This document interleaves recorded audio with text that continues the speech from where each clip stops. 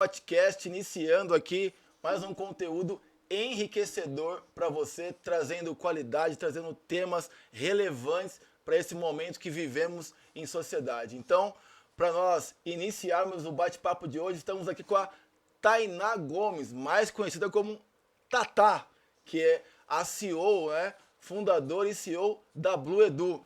Tatá, muito prazer te receber aqui. Gratidão por aceitar o nosso convite e em fazer parte do podcast, esse podcast que vem aí crescendo cada vez mais e trazendo pessoas de relevância, né? Empreendedoras de sucesso, empreendedorismo feminino, inovação, tecnologia, educação, tudo para vocês. Tatá, gostaria que você se apresentasse para a nossa audiência, né? Seja muito bem-vinda. Obrigada. Primeiramente, gostaria de agradecer a apresentação maravilhosa aí que eu tive agora. Tô me sentindo. Obrigada pelo convite. Mais do que especial estar aqui. É uma honra para mim, na verdade, ter esse espaço. E até sem levantar a bandeira de militância ou de nada, a gente sabe que as mulheres estão conquistando cada vez mais espaço hoje na sociedade. É muito bom ter esse espaço aqui, ainda mais cedido por vocês. Então, muito obrigada por isso. E é uma honra estar aqui no podcast. Obrigada. Imagina, eu que agradeço, amiga. E aproveitando aí, conta um pouquinho pra mim, pro pessoal saber quem é a Tatá, a história da Tatá, de onde a Tatá veio, como a Tatá chegou até o momento presente, né? Conta um pouquinho pra gente quem é a Tatá, da sua história. Perfeito. Eu sou Tainá, mais conhecida como Tatá. Tainá é quando estão bravos comigo. E eu tenho 27 anos. Eu nasci ali na região da Brasilândia. Fui criada por mãe solteira, nordestina, mais 2 irmãos, um mais velho e um mais novo. Eu estudei em escola pública a vida toda. Depois eu consegui uma bolsa parcial, tirei uma nota legal no Enem. E aí eu fiz curso técnico de logística e fiz graduação em recursos humanos. Estudei inglês por conta própria. Na minha infância eu nunca tinha tido oportunidade financeira para isso, então tudo que eu queria eu ia atrás e buscava. Mas foi depois da vida adulta que surgiu esse lado disruptivo, assim, de querer ir atrás do meu, porque eu sabia que se eu não fosse, ninguém iria. Legal, mas antes da Tatá entrar nessa seara aí, que é muito enriquecedora, eu gostaria que a Tatá falasse um pouquinho da sua infância. Quem são seus pais, de onde você veio, Perfeito. quais foram ali os desafios, se existiu alguns. Perfeito.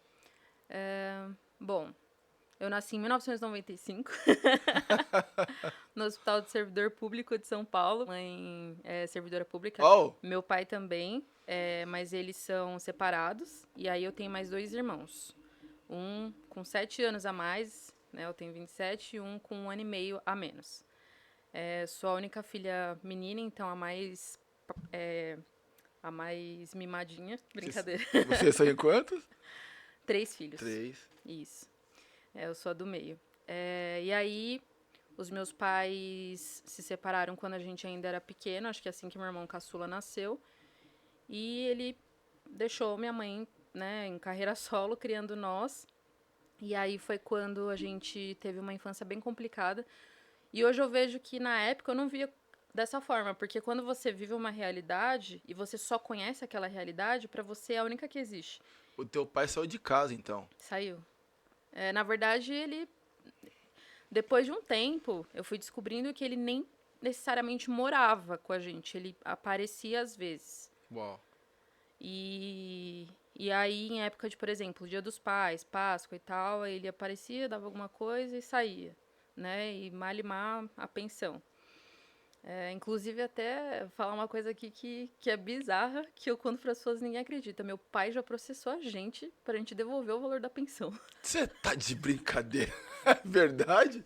Processou verdade. pra Processou. devolver o valor da pensão. E sabe quanto custava a pensão? R$ 150 para 3 filhos. Rapaz, amiga, você tá escutando isso? Você já passou por isso aí na tua casa, na tua família? Qual é a relação? Você que tem pais separados, assim como nós, né? Meus pais também se separaram. Meu pai saiu de casa, enfim, e deixou a gente lá para se virar. Não foi fácil, mas nós não passamos uma situação como essa aqui, né? Por acaso, você passou uma situação como essa do teu pai pagar a pensão e processar você para devolver a pensão? Fala sério. Juro, quando chegou a intimação na minha casa, eu falei, o que que tá acontecendo? A gente não acreditou. E aí, quando a gente chegou lá no juiz, o juiz deu risada, obviamente, falou, meu, você tá doido? Sabe, então... Doido tava o advogado que Que aceitou fazer fazer um processo desse, né? Meu Deus do céu. Obviamente, ele perdeu, o juiz aumentou a pensão, né, pra ele pagar e tal. Mas, enfim, então a gente, como minha mãe sempre trabalhou muito, a gente meio que se criou sozinho. Até mais ou menos uns 8, 9 anos, a gente morava numa casa onde era só um quarto que todo mundo dormia junto. E a gente passou poucas e boas ali, de direto não ter, de repente, dinheiro pra pagar a luz, então cortar a luz e a gente ficar sem, aí minha mãe não tá em casa, a gente tem que comer miojo cru, porque não podia mexer no fogão, porque a gente era criança, e também não tinha energia elétrica pra mexer no micro-ondas, então, assim, mas isso pra mim é o de menos, eu não posso reclamar, nunca passei fome, mas também nunca foi nada sobrando, assim. Cara, você falou uma coisa aí, veio um insight na minha cabeça Me aqui, conta. né? Nós éramos pequenos, né? Eu, minha irmã e tudo mais. Nós morávamos num cortiço, né? Meus pais já haviam se separado e tal. Eu sou de família de bens por parte de pai e família totalmente humilde por parte de mãe. Era a turma que ralou, teve que estudar, pagar os estudos, se virar, trabalhar para ter comida dentro de casa. E todo mundo se ajudava. E eu cresci na casa dos meus avós com os meus tios, né? Os meus tios, eu nem considero tios, considero meus irmãos. Pra você ter uma ideia de tão... a idade é muito próxima, então eu nem considero eles como tios. Eu os considero como meus irmãos, né? E até hoje, assim, nós nos vemos, eu chamo eles pelos nomes, né? E não pelo o tio, ou tia. Para mim não faz nem sentido, né? De tanto que o carinho, o amor que eu tenho por eles. Mas você trouxe um ponto aí muito bacana, que nós morávamos num cortiço, né? Minha mãe já estava casada com outro homem, né? É o meu padrasto. Eu não aceitava no começo, né? Tinha ciúme? Tinha ciúme, porque eu não entendia. A criança, quando nós somos crianças, nós recebemos várias informações. Só que a criança não tem um filtro. Ela não sabe identificar o que é certo, o que é errado, o que pode, o que não pode, né? Então, a mamãe vai lá e fala, não põe a mão na tomada que não pode, dá choque, né? Não põe a mão no fogo porque queima, né? Então, a criança não tem um filtro, ela não consegue ter identificar. Só que isso vai se repetindo ao longo do tempo e a criança acaba tendo um senso. Isso vai se repetindo, ela vai formando uma opinião até isso ficar convicto. E aí ela começa a entender, se eu colocar a mão ali, vai dar choque. Se eu colocar a mão no fogo, vai queimar. Então isso passa a ser uma crença, uma verdade para ela. E a partir desse momento que ela começa a ter o entendimento. Só que isso, lá na infância, vai se formando. Isso pode vir através de dor, de briga, de morte, de separação de pais, como foi o nosso caso, de não ter o amor paterno, de não ter o amor materno, de não receber carinho. E aí ela vai sendo criada ali num ambiente tóxico, emocional, né? Um ambiente emocional tóxico, e isso vai pesando características na forja desse ser humano, ou seja, na personalidade desse ser humano. E vai fazendo o que ali? Vai formando microferidas, feridas emocionais que vão se instalando na alma dessa criança.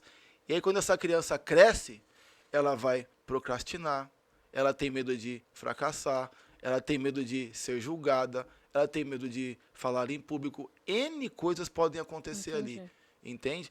E aí quando você trouxe isso, eu me recordo que em alguns momentos minha mãe me dava banho dentro de um tanque, cara. Um tanque de lavar roupa.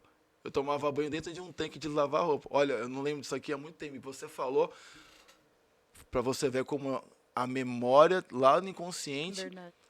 você falou algo, veio um gatilho exatamente na hora, eu me lembrei de uma dor, né, que eu tomava banho lá no tanque e eu tinha vergonha, porque eu tava de cueca, era criancinha, e era dentro de um cortiço. Muitas pessoas passavam ali e me viam tomando banho, né? Logo, eu me fechava, eu me calava, eu ficava quieto. Por quê? Pra ninguém me ver tomando banho ali, porque o mínimo barulho que eu fizesse, tinha um monte de criança tomando, brincando ali, eles poderiam me ver tomando banho. E aí eu ficava encolhido, me fechava, queria me esconder e chorava, porque não, mãe, não quero tomar banho. Não é que eu não queria tomar banho, eu não queria que ninguém me visse tomando banho. E aí eu cresci por muito tempo com isso, né? E aí quando eu ia pra escola ou saía de casa, vinha o quê? Diretamente em mim? Uma vergonha, vinha um comportamento disfuncional. Então faz muito sentido isso que você falou e ó, na hora, pum, veio esse gatilho. Faz muito sentido, faz sentido total. Inclusive, quando a gente para analisar, até quando perguntavam pra mim ainda na adolescência, mas você não sente falta de ter um pai? Eu falava, como é sentir falta de algo que nunca se teve? Uau. Porque se você nunca teve um iPhone, você sempre só teve um Android. Como uma pessoa vai falar que você não sente falta de ter um iPhone se você nunca teve? Ah, nunca tive, não sinto falta, né? Até você ter um e perder. Você fala, tá, agora eu entendi. Então, os únicos momentos que não necessariamente eu sentia falta, mas me dava uns gatilhos assim, era Dia dos Pais na escola. Então, no Dia dos Pais da escola, o que hoje, por eu já ter passado por isso, não acho que é muito legal, todas as professoras mandarem os alunos fazerem cartas para os pais e tal. Só que mais ou menos uns 20% da sala não tinha pai. E aí a gente perguntava, e nós? Aí ela falava, não faz. Nossa. Você entende a dor que isso causa Entendo. numa criança? É muito frustrante. E aí, muitas vezes, a gente sofria bullying por não ter pai, sabe? Então, da própria professora, mas... Então, assim, é Sim. muito, muito pesado. Só que, pra mim, isso, como eu fui criada assim a vida inteira, pra mim, a minha figura paterna é o meu irmão mais velho, o Renan. Ele sempre me viu como filha mesmo, até pela diferença de idade muito grande, de 7 anos mais velho, né? Então, quando eu era criança, ele já era adulto. E aí eu fazia as cartinhas e entregava pra ele. Então, tinha muito disso, assim. Só que hoje, depois de estudar bastante, eu adoro essa parte de psicologia, de entender sobre a mente humana, eu vejo o quanto não ter essa figura presente ali e tal impacta na nossa vida adulta. E eu achava que não, né? Total, total. E aí você falou da escola, eu fui o mesmo caso, né? Então, tinha reunião de pais, né? E aí todos perdão, existia, marcava a reunião de pais, todos os coleguinhas juntos ali, presente com os seus pais, esperando os seus pais e o pai do Thiago. Aí, outra coisa, outro agravante. O único pretinho da sala, o único cara que não tinha pai, aliás, tinha pai, mas o pai não era presente. E aí todo mundo vinha pra mim, cadê seu pai? E seu pai não vai vir? E eu, caramba, o que que eu falo, né? Aí eu não sabia, pra mim o meu pai tava viajando, né? E eu não sabia se eu falava onde, eu não sabia o que falar, onde meu pai estava, porque ele não tinha notícias. Não sabia se eu falava, meu pai vem ou meu pai não vem. E eu cresci com essa dor bons anos assim. Eu me recordo, né? Você já se sentiu, por exemplo, culpado em algum momento? Por exemplo, será que ele não tá por minha culpa? Você já teve essa sensação? Ótima pergunta. Eu senti muitas vezes isso. Falei, cara, meu pai não tá aqui por minha culpa, né? Eu também. E é aquela questão, você é criança, você não tem discernimento, você não tem concernimento emocional. Você não conhece, você não sabe nem quem você é uma criança, pô, você tem 5 anos de idade. Você quer brincar, você quer receber amor, você quer receber atenção, você quer receber carinho, e você não tem isso. Nossa, e aí os outros, né, os seus amiguinhos de rua perguntam pra você, cadê seu pai? Onde está seu pai? E você não sabe responder, e nem se tem pai. Então, a paternidade, ela causa um machucado muito grande na alma daquela criança. Só que aquela criança cresce e o machucado continua lá. E quando não se trata isso, ela cresce um adulto que machuca. Com sequelas, Porque né? quem é machucado, machuca. Quem foi rejeitado, rejeita. Até você curar isso, até você entender isso, que você precisa passar por um processo de inteligência emocional, que você precisa desvendar os códigos da mente, até você entender isso, leva um tempo. Por isso que é importante você procurar um profissional especializado para te ajudar nessa parte. Por isso que é importante você ter um mentor, né? Mentor é aquele que já trilhou o caminho, aquele que já chegou onde você quer chegar, mas você não sabe como. Esse cara pode te dar direção, pode te ajudar. As pessoas tratam isso com muita banalidade, não todas, claro, mas muitas, inclusive pessoas até próximas a mim, quando a gente fala de doenças psicológicas ou de até confusões, às vezes a pessoa nem tem de fato uma doença, mas naquele momento ela está com, né, alguns sentimentos de confusão e tal, no qual todo mundo precisa de ajuda. Só que as pessoas acabam, principalmente as mais velhas, por falta de conhecimento de fato, acabam tendo esse preconceito de fato, assim, de falar, não, você não tem que ir atrás de psicólogo, de mentor, de coach, de psiquiatra. Não, você não precisa disso, isso daí é frescura, tal, né? O que a gente, hoje, com a informação estando na palma das nossas mãos, tá melhor disseminado, mas a gente sabe o quanto isso ainda acontece e muito. Então, sempre que já aconteceu muito, por exemplo, um amigo meu muito próximo, não vou mencionar o nome dele aqui, mas que os pais ficaram pés da vida, assim, conosco, por a gente buscar ajuda psicológica, porque a gente não estava num momento bom, e aí falaram que isso não era necessário e tal, que esse negócio de empreendedorismo era furada, que não estava com nada, que a gente tinha que prestar concurso público. Meu Deus! Aquele papinho de sempre. E nada contra quem presta. Claro que Só não. que isso já. Essa mente fechada já era, a gente tá numa outra era. É o famoso Sabe? mindset fixo, né? E quanta gente também não presta, e aí é 10 vagas para 2 milhões de pessoas. E sabe? E eu particularmente entendo que cada um tem que viver seu sonho e sua vida. Se você quer viver o sonho dos outros, e se você tá satisfeito em trabalhar para os outros, e se você tá acomodado dessa forma e tá feliz com o estilo de vida que você tem, tudo bem. Mas não me pare por você ser dessa forma. Então, eu não quero viver o sonho de outras pessoas, eu não quero trabalhar para outras pessoas, eu quero ter a minha vida, viver os meus sonhos e seguir meu propósito. Eu quero ajudar a transformar vidas. E eu sei que não é trabalhando atrás de tal, ganhando um salário mínimo que isso vai acontecer, e muito menos transformar a minha própria vida e da minha família. Então, eu vejo muito isso. Perfeito, tá. E faz muito sentido isso que você está falando. Só voltando um pouquinho, muito interessante que você falou, os pais dessa pessoa que falaram para vocês não Desistirmos da vida do do empreendedorismo. empreendedorismo, porque isso com certeza não ia dar certo. Eles falaram pra gente desistir, porque empreendedorismo é só pra quem ou já nasce em berço de ouro, já nasce rico, ou pra quem tem já, né, sorte no primeiro ano. Então, se não tivesse dado certo no primeiro ano, pra gente desistir de tudo, não continuar, prestar concurso e não ir atrás de ajuda psicológica de nenhuma forma. E aí eu penso que não é só porque são nossos pais, que eu sei que os nossos pais amam a gente, mas continuam sendo seres humanos. E todo ser humano é falho. Então, eles não têm razão absoluta em tudo que dizem, né? E aí a gente seguiu nossa intuição, nossa fé e fomos. Muito legal isso que você está falando. E aí, vou dividir em 3 pontos aqui, muito importantes que eu achei.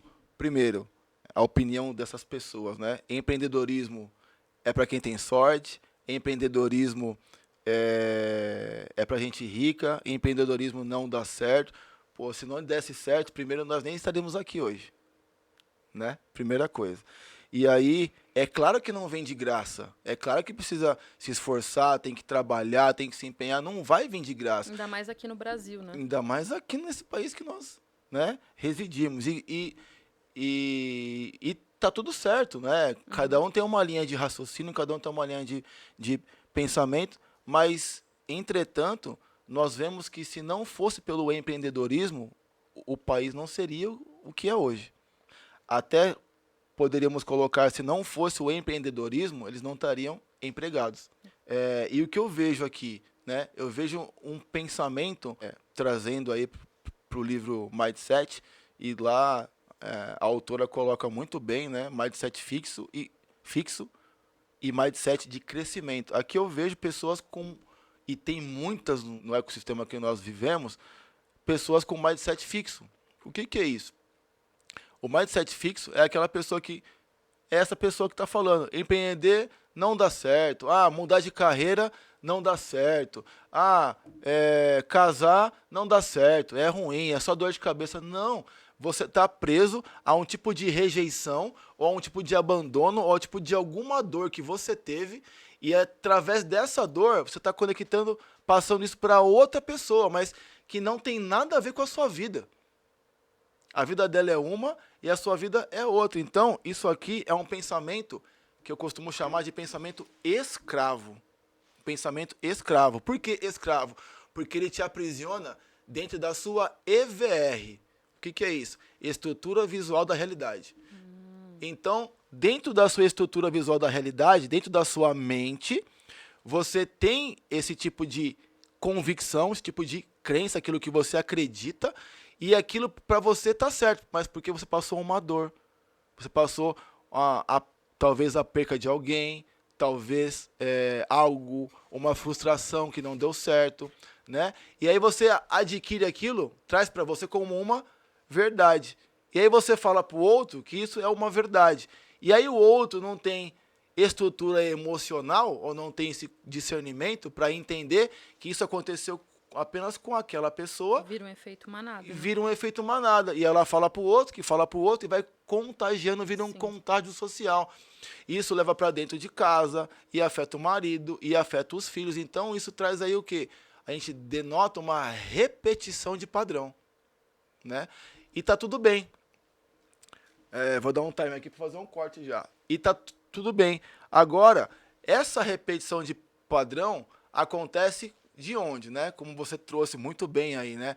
Vem dos pais, vem dos avós que foram criados pelos seus pais, e aí passam para os seus filhos, e aí os seus filhos passam para os seus outros filhos, e aí vai criando uma geração emocionalmente tóxica. E aí essas pessoas não sabem lidar com o seu emocional, criam filhos ansiosos, os filhos ficam no videogame o dia todo, né? Porque acaba aí desempenhando uma outra estrutura emocional, a parte cognitiva, né?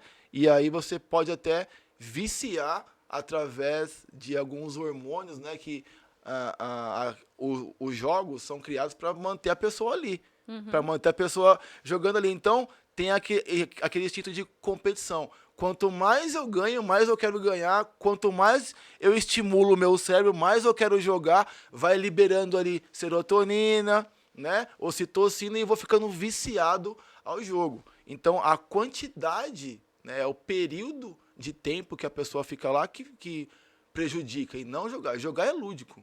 Né? Como até pegando o seu gancho, falando aqui sobre época de escola no contexto geral. Independente se for escola pública ou particular. Acho que você já sabia, se não me responda, da informação de que exatamente a forma que se aprende hoje, que é todo mundo sentado ali na frente da lousa, fazendo prova e se formando, é aplicado há mais de 1000 anos ao redor do mundo. Você já sabia disso? Já. Então, 1000 anos. Pensou? 1000 anos. Todo mundo sentadinho, bonitinho, num quadro negro, ouvindo a professora falar. E aí hoje evoluiu para um quadro branco, essa é a diferença. Cara, eu não sei o que os caras estão pensando. Você aí que está escutando a gente, aqui, você, nessa câmera, câmera close, vem pra cá. Você que está nos escutando, você já pensou como o teu filho aprende hoje? Porque o ser humano aprende através do visual e por repetição. Se ele aprende através do visual e por repetição, por que ele tem que estar dentro de uma sala, uma mentalidade dentro de um quadro negro apenas? E o problema não é nem só isso, porque se isso fosse uma das opções, tudo bem, mas Não, são muitas é opções, senso então coletivo, né? exato.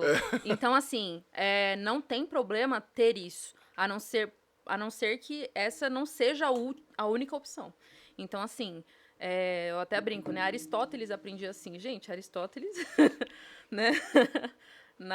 Eu brinco que na Idade da Pedra o pessoal já fazia as coisas na parede e tal, e até hoje a gente não evoluiu nesse ponto. E até se fosse um problema, por exemplo, só no Brasil, ou só na América Latina. Não, mas é no mundo.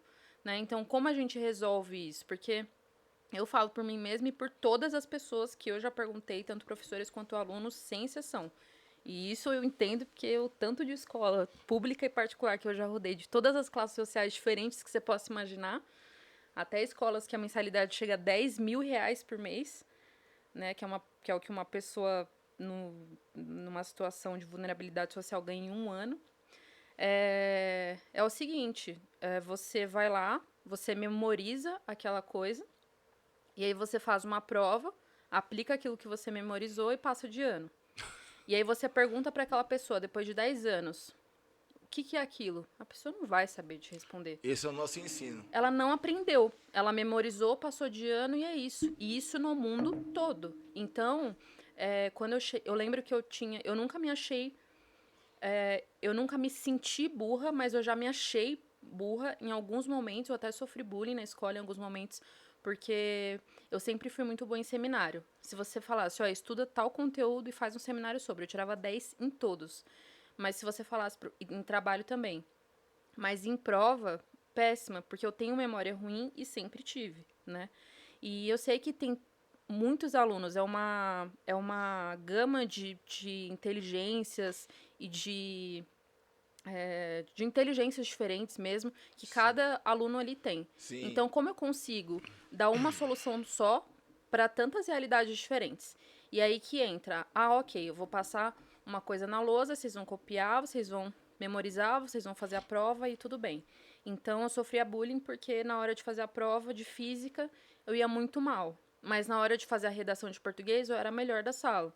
Então, quem fazia bullying comigo ia muito mal naquela prova. Eu falava, opa, então eu sou boa em uma coisa, mas não sou em outra. Não quer dizer que eu sou burra, quer dizer que cada um tem sua expertise em alguma área. Exato. Né? E Howard Gardner já comprovou isso através das inteligências múltiplas, né? Perfeito. Agora aí já está indo para ele está estudando a 12ª, ele está estudando a 12ª.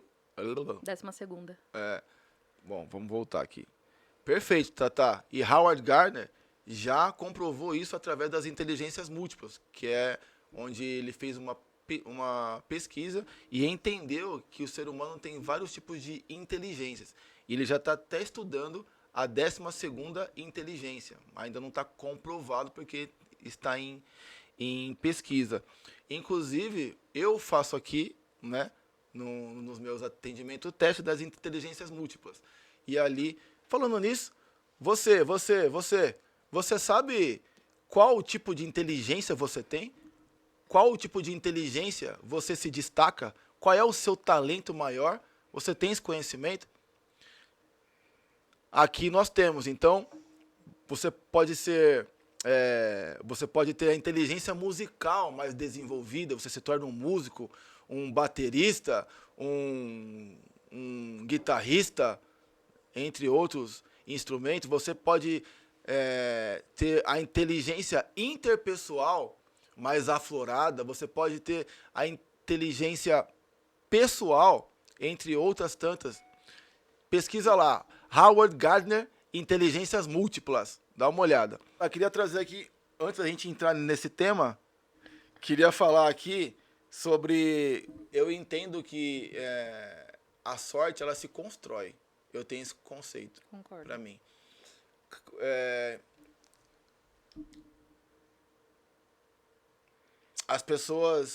Algumas pessoas hoje, até semana passada, me disse isso. Tiagão, você teve sorte na sua transição de carreira. Cara, você conseguiu, você deixou a tua carreira para empreender. Eu falei, quem disse que foi sorte? Eu falei, Você está disposto a estudar o quanto eu estudei? Você está disposto a ler 26 livros em um ano, que foi o que eu li? Você está disposto a fazer não sei quantas mentorias, não sei quantos treinamentos, que foi o que eu fiz? Você está disposto a investir mais de 100 mil reais, que foi o que eu fiz? E não sabia nem como pagar isso? Para você falar para mim que foi sorte. Aí eu falei para ele, então, eu construí a sorte. É diferente. E fora abdicar da nossa vida social, que é o que acontece Nossa, e aí muito. assim, a minha esposa foi muito companheira. Porque fazer o que eu fiz, né? Porque eu precisei ali, eu estudava de manhã, de tarde, de noite, tudo mais, e ela chegava, ela compreendia, ela entendia. Então ter mais esse apoio, olha aí, de novo, a força da mulher, né? Então, ninguém constrói nada sozinho. Ninguém tem sorte, né? Você constrói a tua sorte, né? E a tua sorte se constrói como? No dia a dia, com constância, trabalhando. Vai ter que trabalhar, vai ter que ralar muito. Como eu sempre digo, não vem de graça, amigo. Vai ter que pagar o preço, vai ter que viver o processo, vai ter que entrar nesse ambiente. E você vai conseguir, mas só se você quiser. Se você quiser realmente, de verdade, com um desejo assim, conectado a um propósito muito forte, você consegue. Agora, aquele que fala, eu vou, e o primeiro desafio ele desiste, esse não quer. Esse quer se aventurar. Agora, ele não quer construir a boa sorte. Aí é diferente. A primeira coisa que aconteceu quando eu comecei a empreender foi ver o quanto de gente que se afastou de mim. Muita gente, Aí. muita gente. Nossa, demais.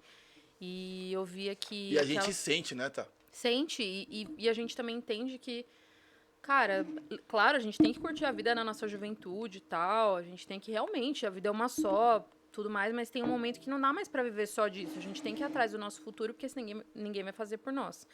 Então, quando a gente para e quer mudar de vida, a gente, obviamente, tem que fazer sacrifícios e abdicar de muitas coisas que a maioria das pessoas não estão, não é nem preparadas, mas não estão dispostas. Só que aí, quando ela te vê fazendo isso, ela te aponta o dedo porque, no fundo, ela gostaria de ser corajosa nesse nível, né? E aí, como ela sabe que ela não vai ser, então ela te julga, ela se afasta, ela te exclui e tal. E muita gente se afastou. Só que quando eu comecei a prosperar, quando eu comecei a dar certo... Nossa, gente, tanto que eu ouço isso, é tão clichê, mas é tão verdade. As pessoas voltam e falam que sempre acreditaram em você, que sempre te apoiaram, e que não sei o quê. É bizarro, é Aí bizarro. você olha assim e fala, amigo, valeu, né, Dá pelo apoio. E eu sou bocuda, eu falo, não lembro disso. Sério? Que horas? Eu não faço questão nenhuma de... Eu sou uma pessoa muito educada, a pessoa pode ter feito o que for pra mim, eu me afasto, se eu vê-la, oi, tudo bem e tal, mas não faço questão nenhuma de manter na minha vida, sabe? Eu aprendi que também tem muito essa questão do que você falou de relacionamentos tóxicos que falam assim... Você tem que manter as pessoas que estiveram na sua vida desde sempre, porque se você não tiver uma amizade de infância, quer dizer que você é uma pessoa ruim e tal. Mas e se aquelas amizades de infância não forem pessoas a quem você se inspira e gostaria de ser hoje? Eu vou manter na minha vida só pelo que os outros vão pensar? Claro que não. Você trouxe uma coisa muito legal que eu utilizo como princípio na minha vida, que é a seguinte questão. Vão existir pessoas que vão passar por nossa vida. Né? Vão existir pessoas que vão nos apoiar na nossa vida. E vão existir pessoas que vão estar conosco na nossa vida. E tá tudo bem para todas elas. Sim. Agora, o importante é eu entender que tá tudo bem. Passaram muitas pessoas na minha vida que me ajudaram. Me deram discernimento, me deram oportunidades, né? Me abriram portas. Ninguém chega a lugar algum sozinho. Ninguém chega a lugar nenhum sozinho. Entretanto, essas pessoas, em algum momento da vida, se afastaram de mim. E tá tudo bem. Só que na época, eu não entendia assim. Tá tudo bem, quero se afastar. Não. Na época, foi dolorido, doeu, machucou. Até escutei coisas de, cara, segue teu caminho aí. Aí eu falei, putz, beleza, né? E aí, hoje, eu olho para trás e entendo que eu estava sendo forjado. Eu estava sendo preparado para o momento de hoje. Porque hoje eu falo isso com tranquilidade, sem dor no coração. eu entendo isso como um princípio, como um aprendizado, como sabedoria. Mas no momento que eu passei isso, lá naquele período, lá atrás, doeu, machucou. Mas hoje eu entendo isso como sabedoria. E eu utilizo hoje esses princípios para trazer para perto de mim, né? As pessoas que realmente querem estar comigo. Até na minha empresa, até sempre conecto a seguinte questão. Eu não quero ter colaborador. Eu quero ter pessoas engajadas no meu propósito. Porque eu sei que se essa pessoa estiver engajada no propósito da empresa, né, não é qualquer R$ 500, R$ 1.000 que ela vai receber de proposta aí fora do mercado e ela vai embora. Porque ela está por algo maior. Maior que a empresa, maior que eu, maior que ela. Então eu não quero ter colaborador. Eu quero ter voluntários engajados numa causa, como eu tenho no meu time hoje. E eu prezo muito isso e prezo muito a vida deles por isso. E não só profissionalmente, mas na vida como um todo, né? Busco muito honrá-los com isso, entende? Perfeito. Porque um outro princípio que eu trago para minha vida, que eu aprendi, eu tive que aprender, foi a lealdade. Com E certeza. eu não aprendi por bem. Infelizmente eu aprendi num caminho de dor, de dificuldade, mas foi um caminho bacana, porque me ajudou a criar uma casca, me ajudou a criar experiência, me trouxe sabedoria. Então, hoje eu dou muito valor para a lealdade. As pessoas leais, que andam comigo, que andam perto de mim, que frequentam a minha casa, que frequentam o meu ciclo de amizade, né? O meu ecossistema social e empresarial. Então, eu aprendi que a lealdade é um valor, é um princípio, é um valor que jamais deve ser ferido. A partir do momento que isso acontece, acabou tudo. Eu quero pegar seu gancho para falar uma coisa muito legal e muito importante que, nossa, eu acho crucial que as pessoas que estão começando a entrar na fase adulta ouçam. Eu sempre fiz bicos na minha adolescência para... Minha mãe nunca me obrigou a trabalhar para ajudar em casa, nada. Ela sempre se virou sozinha como pôde. Mas adolescente, né? Às vezes rebelde e tal. Não, que eu quero furar a orelha. Não, porque eu quero colocar um piercing. Eu quero comprar um vestido para ir na festa da minha amiga e tal. E aí esse valor a mais, muitas vezes ela não tinha. Então eu fazia um bico aqui, já trabalhei de tudo que você pode imaginar. Na floricultura, na galeria do rock, não sei o quê. De tudo. Na galeria do rock. Fui um dia trabalhar na galeria. Caraca. Me senti um neném ali. Como eu vim parar aqui, meu Deus, eu só tenho 6 anos. Aquele meme. E aí eu falei, não é pra mim, mas eu ganhei uns R$ 20 no dia lá, que, nossa, na época, pra mim tava ótimo. Enfim, aí eu fazia essas coisas, só que eu nunca me vi sendo mais uma pessoa na sociedade. Desde criança eu sempre me vi fazendo algo diferente. Eu sempre me vi querendo fazer algo que deixasse um legado. E aí... Eu lembro que eu trabalhei numa empresa, legal, aí saí, entrei numa outra, legal também de recepcionista e tal. Aí fui subindo, até que o ideal é que a cada cargo que você vá aumentando, né, tanto Na hierarquia? Na hierarquia quanto financeiramente. Só que no momento eu trabalhava de recepcionista numa academia, ganhava um valor legal pra minha idade na época, que eu tinha 19. E aí eu recebi uma proposta de bolsa da faculdade e falei, estudo em primeiro lugar sempre. Não era uma bolsa de 100%, era de 70%. Mas ainda assim, essa diferencinha não tinha como minha mãe pagar ou ninguém me ajudar. Só que eu tive fé e falei, eu vou. E aí eu fiz acordo lá com a empresa, pedi demissão, saí e tal, porque eles falaram, eu não vou trocar seu turno. Eu trabalhava tarde e noite. E a minha bolsa era à noite. Uau. Então eu falei, olha, vocês sabem o quanto eu bato meta aqui todo mês, o quanto eu trago gente e tal. E todo lugar que eu passei, profissionalmente, eu sempre dei o meu máximo. Sempre vestia a camisa e fazia com que aquilo fosse meu. Para ser reconhecida, para que as pessoas pudessem me dar, de repente, alguma oportunidade que talvez da onde eu vim não teria. E 2, para mostrar que, acho que talvez para mim mesma, que eu era boa naquilo que eu tava fazendo, sabe? E veio muito daquilo que você falou, né? De buscar aprovação sempre e tal. Hoje eu entendo bem melhor isso, na época não. E aí eles falaram, não, se é a nossa melhor vendedora, a gente não vai deixar você ir. Deixar você ir. Mas eu fui, na cara e na coragem. Aí eu fiz alguns bicos e tal, até que esse meu irmão mais velho, Renan, ele falou, olha, ele tinha acabado de se formar na faculdade. Não lembro agora exatamente o nome do curso, mas por exemplo, sabe o filme do Shrek, da Pixar? Ele sabe fazer isso. O cara é foda. E me inspiro muito nele, sempre foi muito estudioso, ficou em primeiro lugar na turma dele. Assim que esse curso chegou no Brasil, que era muito novo, ele já conseguiu bolsa de 100% através do Enem, se formou em primeiro da classe e todo mundo que estava lá pagava, era na Embi Morumbi. E ele era o único bolsista. Então, sempre me inspirei muito nele. Ele é um crânio, ele é muito inteligente e tal.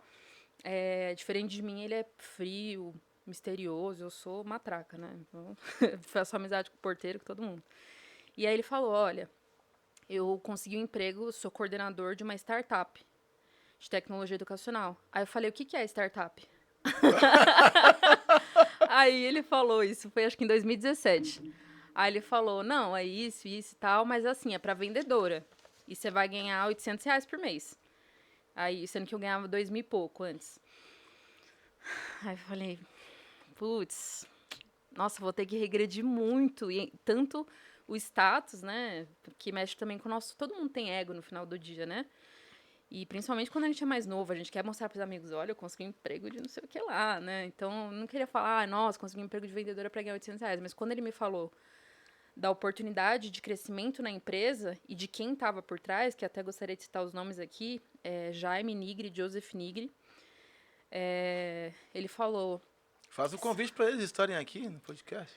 O Jaime está em Israel, mas acredito que quando ele vier para o Brasil, com certeza ele participará. E, Joseph, você está mais do que convidado, até venho com você se você quiser. Você sabe o quanto você é meu mentor de vida profissional, o quanto te admiro, o quanto de oportunidades e portas você já abriu para mim, para tantas pessoas, e o quão você é filantropo e uma pessoa incrível. Então, vem aqui, a gente está te esperando. Contamos com você e com a sua presença, hein? Vou até fazer um comercial gratuito para você aqui, Joseph, tá? Falar da Tecnisa, que é uma das maiores construtoras do planeta. Então, e uma amiga minha que é engenheira falou que eles têm os melhores canteiros. Eu não sei o que é isso, mas se ela falou, né? Vamos descobrir. Vamos descobrir. Então, e aí foi quando meu irmão falou, vem. Então, para mim, seria uma oportunidade para entender uma nova cultura / religião, porque eu sabia muito por cima da comunidade judaica. 2, entrar em um mundo completamente novo de tecnologia, de inovação, de educação e tal. E 3, ser humilde e entender que para subir um degrau, às vezes a gente tem que descer 2 para subir e por aí vai. Isso é muito forte, mano. Então, eu falei, tudo bem, eu vou ir. Aceitei. E aí, eu entrei ganhando um valor muito abaixo daquilo que eu costumava ganhar anteriormente, mas eu subi de cargo umas 3 vezes em 2 meses e saí de vendedora para gestora de pessoas e projetos. Porque quando eu cheguei lá, eu vi que eles davam aula de tudo através do Minecraft. E eu fiquei chocada. Eu falei, meu Deus, isso existe? Que mundo é esse? Eu já tinha visto Minecraft, ouvido falar e tal, mas pra mim era um monte de bloco X que criancinhas jogavam e tudo mais. E aí, quando eu vi o quanto aquilo era legal e o quanto uma criança de 6 anos sabia fazer o seu próprio aplicativo e monetizar com isso, eu falei, vocês têm ideia do quanto isso pode transformar vidas de muitas crianças que nunca teriam essa oportunidade? E aí, foi quando, com o tempo, foram abrindo espaço para nós. E quando eu digo nós, são até os meus companheiros que estão comigo até hoje na Blue Edu. Aí, segura aí, Tatá. Vamos Perfeito. com calma agora. Aí, antes de você entrar nessa seara, conta pra gente como nasceu a sua vontade de entrar pro mundo empreendedor e, na sequência, como nasceu a Blue Edu. Perfeito. E, inclusive, nessa empresa que eu havia comentado que eu entrei, que se chamava Futura Code. Então, pensa, era uma empresa liderada por pessoas financeiramente privilegiadas e tal, e que contrataram um monte de jovens que vieram da periferia, os meus amiguinhos lá de Diadema. E aí a gente teve uma abertura e uma oportunidade que talvez nunca nos daríamos. Então, a partir daí, era como se a empresa fosse nossa. E nós mostrávamos a vida real, ó. Isso aqui funciona para uma camada de 1% da sociedade. Mas se vocês fizerem dessa forma, vai funcionar para a massa. Como assim? Vocês já pensaram em usar o Minecraft para dar aula de português, de história? E a gente não tá falando só dessas escolas de classe A que cobra 10, 12 mil reais. A gente tá falando de escolas, até mesmo que particulares, mas de classe B, C, né? E de escolas públicas e terceiro setor. E o pessoal, não, a gente não pensou nisso. Foi quando eles começaram a literalmente deixar nas nossas mãos, a gente começou a desenvolver por nossa conta. E aí a gente chamou especialistas em cada disciplina. Então a gente chamou um físico que se chama Lucas. E a gente falou, Lucas, como a gente consegue ensinar as 3 leis de Newton para uma criança no Minecraft? Porque eu, até aquela época, nunca tinha aprendido. E na escola era 1 ano para ensinar e eu não aprendi. E aí foi quando ele falou, simples. A primeira lei você pode dar um exemplo. Vou falar de forma leiga para quem não entenda. Um corpo em movimento permanece em movimento. Legal. Perfeito. Então ele falou, quando você está numa pista de gelo e você entra num barco, quando você derrapa o barco, ele vai continuar derrapando. Pronto, você explicou a primeira lei de Newton. Aí eu fiquei, uau! Sendo que na escola a gente ia demorar, sei lá, um trimestre para aprender isso e não ia aprender. Ia memorizar, passar na prova e tal. Falei, incrível. E aí a gente colocou na prática em escolas públicas de periferia mesmo, no qual as crianças iam só para comer. E aí elas tanto aprenderam como fizeram tal e foi sensacional. Olha e aí só. foi quando a Microsoft, na época, olhou, patrocinou e falou, quero fazer 1 ano de implementação disso daí. Foi quando eu já comecei a ter o start de empreender e falar, isso é um propósito muito maior do que a gente. Legal. E a gente tem que estar unido de qualquer jeito. Porque se algum dia eles desistirem, não quiserem ir pra frente ou acontecer qualquer coisa, eu continuo com a equipe, sozinha, o que for, mas vai continuar. E aí foi quando, depois de 1 ano, a gente implementou isso em redes completamente extremas de realidade, nessa escola de 12 mil, numa escola de periferia extremamente precária financeiramente, e em terceiro setor, ONGs, né? E todas, sem exceção, tiveram um resultado maravilhoso. Então, as notas das crianças foram de 5, 6 e 7 para 8, 9 e 10. A frequência, né, a presença ali das crianças era de 100% em dia de projeto nosso. Ninguém faltava. E as que iam para comer passaram a frequentar a sala de aula. Olha só, então você está falando para mim que vocês tiveram um momento de disrupção na educação, uma quebra de padrão educacional e cognitivo, ok? E aí aumentou não só a frequência dos alunos, como a aprendizagem, o ciclo de aprendizagem melhorou e ainda aumentaram as notas. Perfeito. Olha só.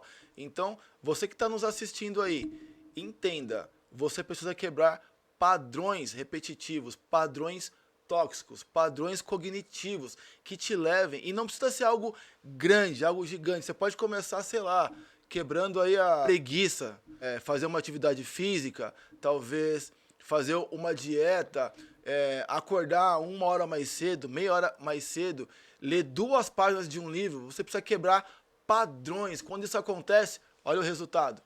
E a gente se via muito pensando assim, nossa, o que acontecia na nossa época que a gente queria que não fosse dessa forma agora? O que a gente pode dar para essas crianças o que a gente não teve? Então foi aí que tudo começou. E depois de 1 ano a gente recebeu um comprovante da Secretaria da Educação do Estado de São Paulo de que nossa didática é eficaz, de que realmente deu certo nessas dezenas de escolas da rede estadual, no terceiro setor. E o vice-diretor global da Microsoft deu um prêmio pra gente como pioneiros globais em inovar através do Minecraft Education, né? Sensacional. Então, foi uma honra, assim. Às vezes eu falo isso, eu fico, meu Deus, toda vez que eu falo isso, eu lembro e fico muito orgulhosa. Só que aí, eu te falo, se fosse alguém que já tivesse num status muito grande, num patamar muito grande, tivesse feito isso, teria uma notoriedade legal. Como nós não éramos ninguém, isso não saiu em notícia nenhuma, em lugar nenhum, e ninguém ficou sabendo, né? Mas a gente não ligou, a gente conseguiu persistir e tal. E aí veio a pandemia. Na pandemia, a Futura Code veio à falência. O Jaime Nigri mudou para Israel, o Joseph focou em outros projetos e tal. Os outros sócios, eu não tinha proximidade, não sei no que deu. E aí foi quando eu falei, é um propósito grande demais pra gente deixar de lado. E aí eu chamei a turma e falei, e aí, bora? Eles falaram, mas a gente não tem dinheiro e tal. Eu falei, eu sei, mas vamos começar com um projeto e depois vira uma empresa. Nada por acaso, eu creio muito em Deus. Chegou literalmente na nossa porta uma pessoa que falou assim, olha, eu tô com uma demanda muito grande no mercado, que ensine através de Minecraft Education. Falaram que vocês são os melhores no Brasil, na verdade, os únicos que fazem dessa forma.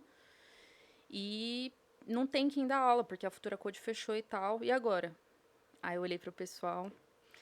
Aí eu falei, agora. Aí eu falei, a gente vai abrir a empresa. Isso foi assim, coisa de, sei lá, 2 dias depois da gente ter conversado. Era pra ter acontecido. Só aconteceu. E foi exatamente a questão que você falou. A gente não teve sorte. A gente estava preparado, porque quando aconteceu o momento, a gente já estava pronto. Se a gente não tivesse se preparado, a gente não teria tido essa oportunidade, a Blue Edu não existiria hoje, né? Exato. Tata, quais os desafios aí da Blue Edu agora, né?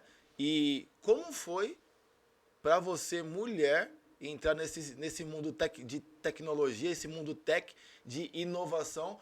Porque a gente sabe que é um mundo que existem poucas mulheres, a gente sabe que os homens predominam nesse mundo e ter você como a CEO da Blue Edu, desenvolver todo esse projeto, manter o modelo de negócio e ainda prosperar.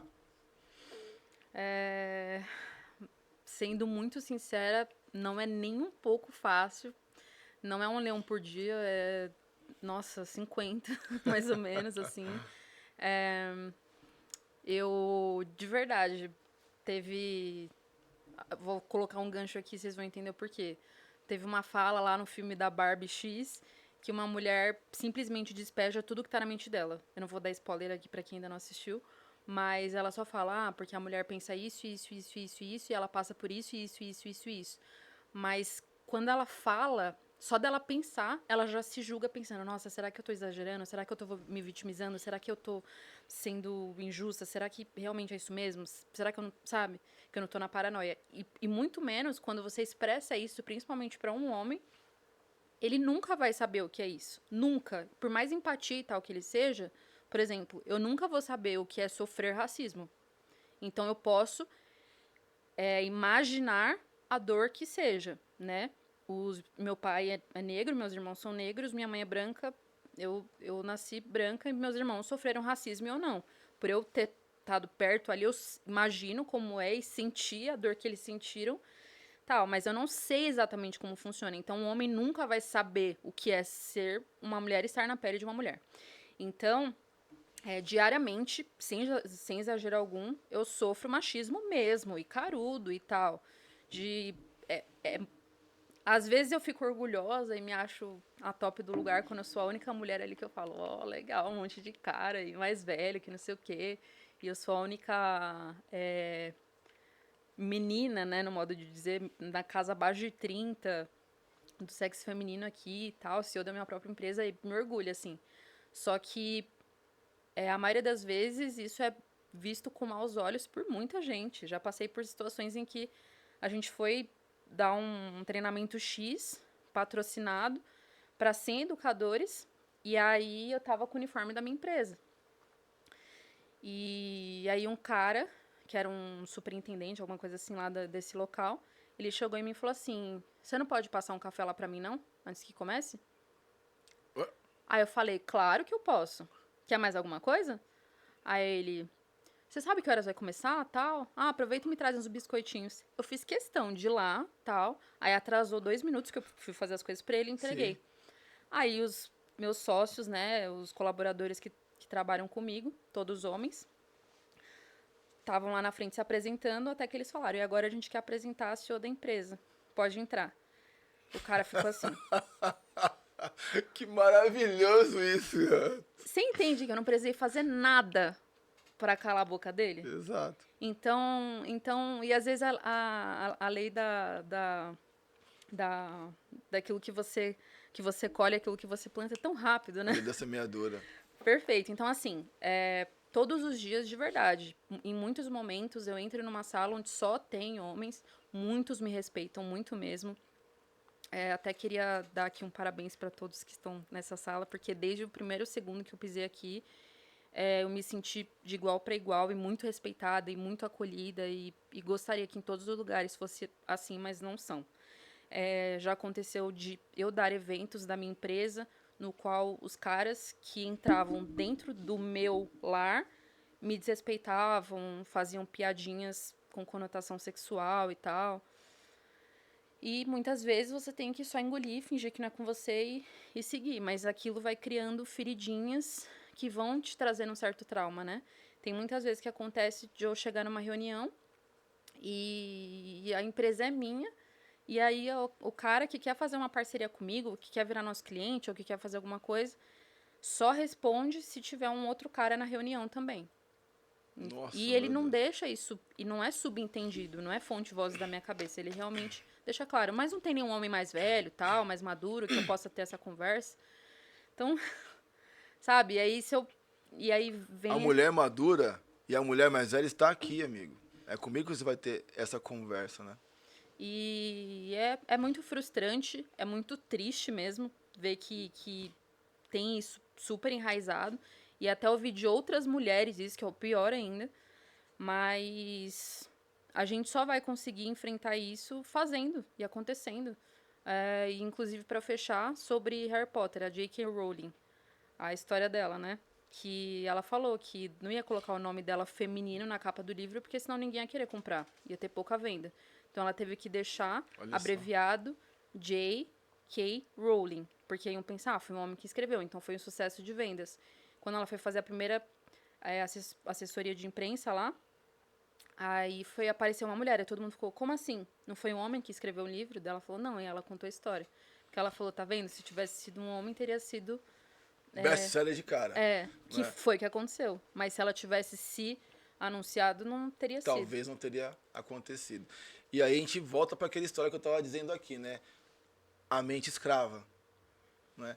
Cara, é um padrão de repetição muito forte, né? Então, em pleno 2023, onde a pandemia veio aí, levou um monte embora. Primeiro que assim, crise econômica, depois crise da água, depois pandemia, né? As pessoas depressivas, ansiosas, né? Com vários tipos de problema, muitos perderam seus entes queridos, Maior perderam índice de filhos, suicídio também, perderam né? pais, o índice de suicídio lá em cima e ainda o índice de suicídio está alto, Uhum. é que talvez as pessoas não olhem para isso, né? Não tem esse olhar aí, mas os órgãos responsáveis olham e os números estão lá. E nós aqui não podemos se omitir dessa questão, porque são pessoas, são vidas e faz parte do nosso propósito, né? Mas o que eu quero trazer aqui é que depois que aconteceu tudo isso, as pessoas ainda se omitem. Depois que viveram tudo isso, as pessoas ainda se omitem. Depois que perderam entes queridos, perderam emprego, o marido perdeu carreira, entre outras coisas, as pessoas ainda se omitem, né? E a pergunta que fica é, quando nós vamos aprender a valorizar o ser humano? Fico até emocionado quando eu falei, caraca. O que precisa mais O acontecer que para que... mais tem que acontecer na tua família? O que mais tem que acontecer na tua casa? Perder teu pai, seu filho ficar doente, perder o emprego, perder a carreira. As pessoas estão preocupadas com o carro, o lugar onde mora. Estão preocupadas em postar a vida e não viver a vida. O que mais tem que acontecer para você mudar? O que mais tem que acontecer na tua vida para você acordar? Tá na hora. Tá na hora. Para fechar aqui, Thiago, até gostaria de falar que quando a gente estava na pauta de qual é o diferencial, né, da Blue Edu e tal, então a gente não simplesmente só utiliza... a gente fala hoje Minecraft porque é a ferramenta de game mais completa educacionalmente, até que um dia surja uma, nós desenvolvamos a nossa própria, mas a gente pensou em tudo, em 360. Então, ela não só te ensina como trabalha coordenação motora, noção espacial, trabalho em grupo, habilidades cognitivas, socioemocionais. Então, assim, tem todo um 360 por trás disso, tempo de tela consciente, então a criança não vai ficar só ali As pessoas não sabem a diferença de gamificação e aprendizagem baseada em jogos. Sim. Então, gamificação é você trazer alguma coisa do mundo virtual para o físico e fazer uma gincana, fazer alguma brincadeira, algum estudo, Uma enfim. dinâmica coletiva. Perfeito. E aprendizagem baseada em jogos é você aprender realmente na frente do computador. Mas aí, até isso, você precisa ter um prazo, um tempo, é um trabalho em grupo. A gente foca que é bom, e até pais prestem bastante atenção nisso. É bom que os filhos foquem em computador, deem preferência a computador do que celular, tablet, videogame para aprender, porque trabalha a coordenação motora e a noção espacial enquanto eles estão fazendo. Porque com a mão esquerda teclado, direita mouse, ou quem for canhoto, vice-versa, mas eles vão estar fazendo várias coisas ao mesmo tempo. Quando a criança ficar ali, e o adulto, e qualquer um, só no celular, só no tablet, ela não vai desenvolver. Então, a gente teve todo um estudo por trás disso, a gente tem todo esse cuidado, desenvolve e tal. Então, essa é a nossa diferença. A gente quer realmente fazer a diferença, porque a tecnologia está evoluindo de forma exponencial. Não tem mais como você ir contra ela. Isso é impossível. Então, você está usando ela ao seu favor agora. Ah, eu tenho medo da inteligência artificial. Você não tem que ter medo da inteligência artificial. Você tem que ter medo de como a tecnologia é usada. Então, se ela for usada para o bem, tá ótimo. É isso que a gente tem que se preocupar. Então, esse é o maior diferencial da Blue Edu hoje. A gente não te ensina a jogar Minecraft. A gente usa tecnologia para ser algo disruptivo e te trazer conhecimento, além de desenvolver todas essas habilidades que eu falei dentro da BNCC, que é a Base Nacional Comum Curricular, de acordo com o que o Estado pede e a psicologia também. Então, é esse o ponto, esse é o nosso diferencial, é isso que a gente realmente prega, acredita. Educação financeira, educação de sustentabilidade, educação de empreendedorismo, a gente também tem desenvolvido porque não só ao meu ver, mas foi comprovado cientificamente de que isso deveria estar na grade curricular. Ninguém deveria pagar por fora isso, devia ser direito de toda criança aprender isso. Né? Então a gente tem tudo isso e foca nisso. E realmente é o nosso sonho que em breve isso alcance escala nacional e todas as próximas gerações tenham acesso a isso, desenvolvendo bem o psicológico. A Blue Cup é um jogo de futebol solidário no qual 100% do valor arrecadado vai para instituições de estudo focadas em crianças afrodescendentes, vulnerabilidade social, deficiências físicas e ou intelectuais e judeus que também são desprivilegiados financeiramente, porque até tem muito esse preconceito de falar, não, todo judeu é rico. Gente, em todo lugar, de todo mundo, tem pessoas pobres assim como em qualquer lugar. Então, realmente a gente quer ajudar essas pessoas para que um dia, futuramente, a gente possa entrar no Estado, nas prefeituras e tal, e colocar isso de forma ampla, para que todos tenham esse objetivo. Então, a gente está fazendo passinho de formiga. Hoje a gente atua nas instituições privadas. A Blue Edu já doou muitas, colocando em número R$500 mil em bolsas de estudo para crianças que jamais teriam essa oportunidade. A gente poderia ter ganhado esse dinheiro e tal, mas e muitas pessoas falam, nossa, mas você nem tem ainda, nem evoluiu ainda a sua empresa, nem chegou ao seu primeiro milhão e já tá doando um monte de coisa assim. Tá bom, mas se fosse só pelo dinheiro eu não estaria nisso. O milhão vai chegar, os milhões vão chegar, mas o propósito é antes de qualquer coisa. Então, se eu quero dar aquilo que eu recebi, eu já posso agora, por que não? Por que esperar? Então, a gente já ajuda como a gente pode, atua nas instituições e quer atuar cada vez mais, quer que a nossa empresa seja referência no mercado nacional em tecnologia educacional. Então, esses são os próximos passos. Sensacional. E Tatá, pra gente ir finalizando aqui, eu queria te fazer uma pergunta, na verdade, eu queria te fazer um pedido. Qual é a mensagem que você deixa, primeiro para as mulheres empreendedoras e depois para essa nova base educacional de inovação e tecnologia? Quando você tem um foco e você tem um sonho e você tem um propósito, não desacredite dele. Vão vir muitas pessoas, até aquelas que te amam e que realmente querem seu bem, podendo vir com palavras que te desanimem, que te coloquem para baixo, que te façam desistir, porque não é a vivência delas. E muitas vezes nem é por mal, é por realmente querer seu bem, mas por elas não terem essa experiência e não terem vivenciado aquilo que você vivenciou e não terem sentido aquilo que você sentiu, vão fazer você desistir.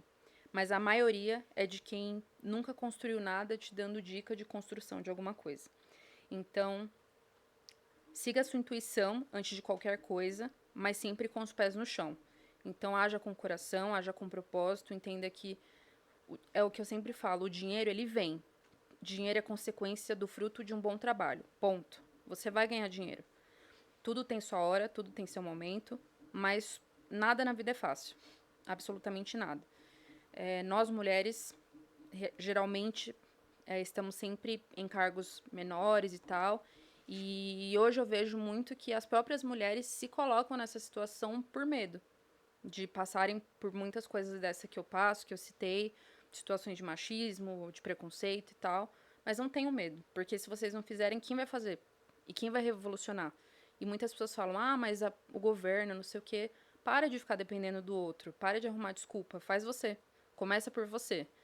Tem uma frase do Michael Jackson, no qual eu sou muito fã, que é Heal the World, cure o mundo. Para fazer o mundo um lugar melhor, olhe pro espelho e comece por você mesmo. Então, se eu tô aqui há tantos anos, se eu conseguir a ajuda de tanta gente, tantos empresários, tantos influencers, tantos artistas, tantos famosos, tanta gente, entre aspas, importante, porque no fim todos são importantes, né? Mas pessoas, assim, relevantes e significativas que fazem a diferença na sociedade, mesmo eu tendo vindo do nada e sendo ninguém, você também consegue, qualquer um consegue.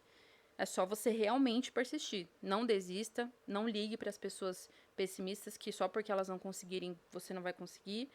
Vai ter dia que você vai querer desistir, não vou romantizar, vai ter dia que vai ser difícil, vai ter dia que você vai desanimar e tá tudo bem. Respeita seu sentimento e vai.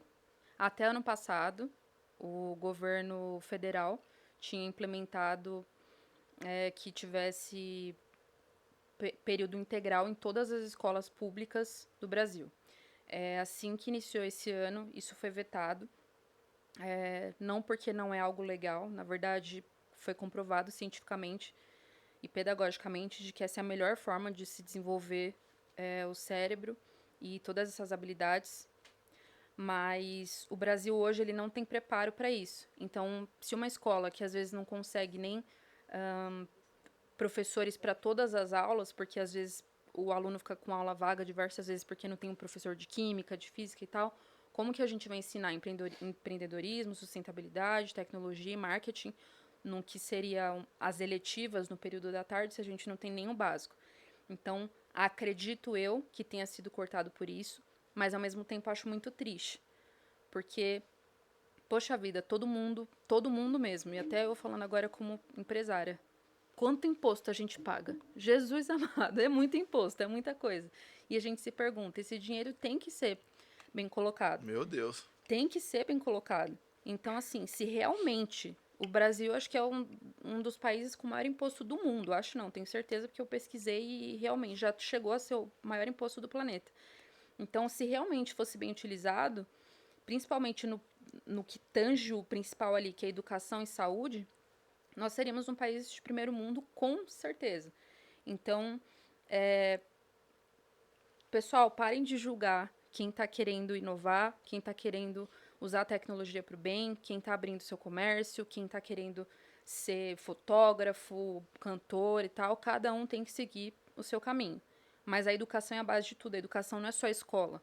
Para você aprender uma música, para você aprender a ser músico, para você aprender a programar, para você aprender a empreender, você tem que passar por educação de alguma forma, de um curso, de uma faculdade, você precisa ter uma base. Então a educação vai estar no começo da sua vida até o final.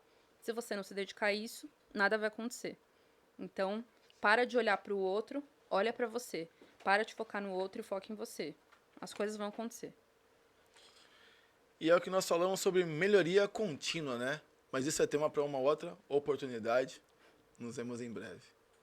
Tatá, quero te agradecer por tua presença aqui. Quero te agradecer por ter enriquecido o podcast, por trazer aí esse know-how, esse conhecimento, toda a sua vivência, experiência, né?